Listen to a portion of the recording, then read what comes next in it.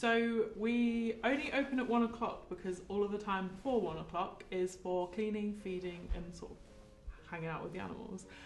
So our animal care staff come in at 7 o'clock in the morning. Between 7 and 8 is usually feeding time. Between 8 and 11, sort of 12 is cleaning time. So that's a good chunk of your day is just spent cleaning the kennels, getting rid of anything that's happened overnight, setting it all back up, making it all cosy, replacing any dirty bedding, filling up the water bowls and all of that. And then after that, you've sort of got an open-ended afternoon of hanging out with the animals. So if you're looking after the dogs that day, you'd be walking the dogs, making sure they've got plenty of enrichment. If you're on the cats, you'd just be hanging out with the cats all day. Especially is good when we have little kittens in, because kittens need socialisation. So if you've got a spare half an hour, you can go and hang out with some kittens, which doesn't sound like the worst job in the world. It's quite fun. It's one of the perks of working here is getting to hang out with the animals. So when the applications come in, we'll review them, and any that are a good match we contact and then arrange sort of a little what we call a socialisation, where they'd meet the cat, and then if everybody's happy then we'd go through with a rehome and send them off on their way to their forever home.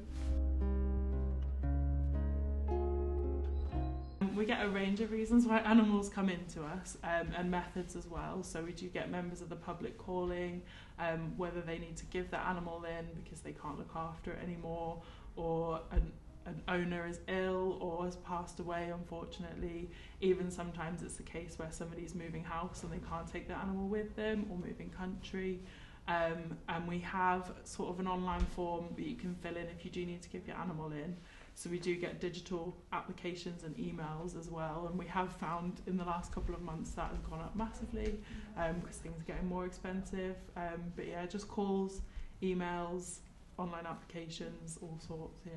The main reason that we would say turn away an animal is just because we haven't got the space at the time, but we do have quite an extensive waiting list, so even if they can't get in soon, they will once an animal has a space to go to.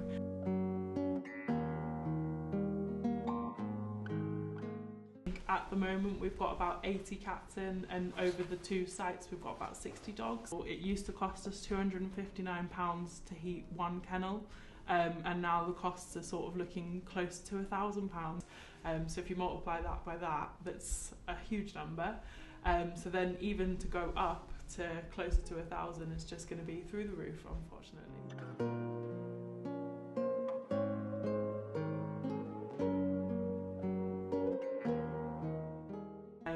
It's hard to get a consistent income, really. We rely completely on donations.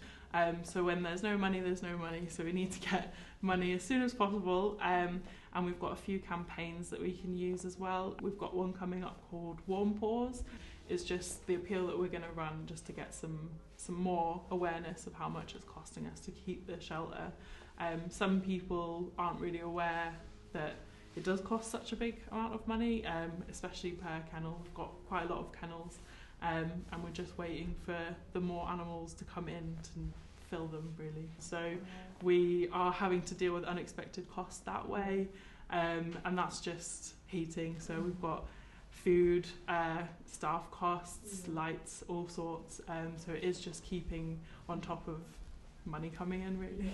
And we also do have a shelter lottery as well, which is helping us generate some regular income.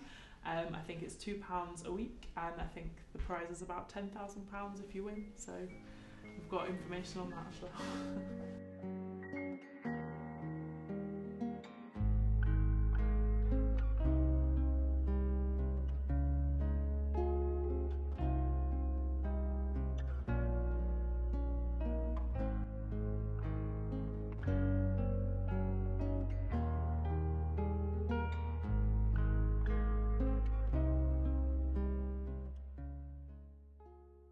At the moment, most of the people that are working for the shelter are employees. We are expanding our volunteering system. So before we didn't usually have that many. We had a few dog walkers that would come in at the weekends when we were a bit busier to walk our dogs. But now we've got plenty more roles that we're opening to volunteering, even cleaning some of the kennels as well, because we're finding that we have some staff shortages too. So any extra help anyone can give out is a great help. So we've got cat cleaners, dog cleaners, farm assistants for our horses as well, all sorts of roles, or even a bit more mundane ones, not as hands-on with animals. We've got people volunteering in reception to welcome people in at the weekends. We've got charity shops, we've got I think stores volunteers as well, so we can rotate all our food in stores to make sure nothing's going out of date and nothing's wasted. But at the moment, most of us are all paid. But yeah, the more volunteers, the better, I think. So you can find out about volunteering on our website as well. It's under a tab that says volunteers and job vacancies.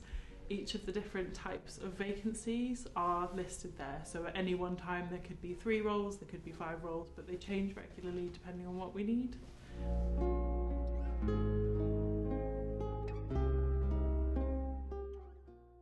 It can be really hard to see the animals that sit there for the longest time, because you do get attached to them.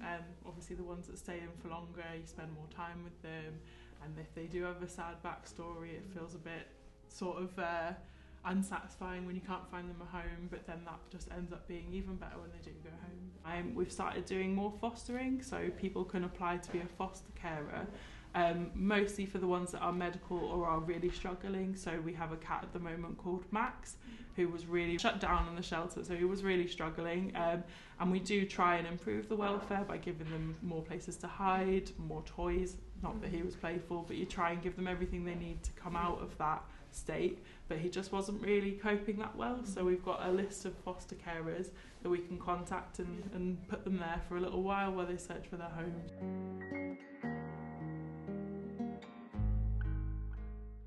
Because we do have the farm and we've got horses, and we do have a few rabbits as well, which all also require sort of care and some time with working with them and cleaning them and things. Most people, do think we only have dog and cats. So when they come and visit at the weekend, they realise how big we are. They see that, but any sort of promotion about the farm animals would be great, because they need food and cleaning as well.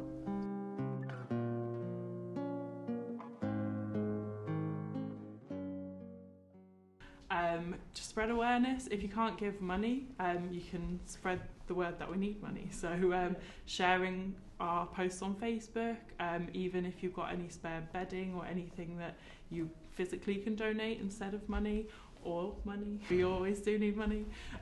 Just awareness, and we have events as well, so if anyone ever wants to pop down, even just coming and spreading the word that we're here, because some people don't know that we're here and they don't know how big we are and that we have farm animals even. So just spreading awareness of the animals that are in need.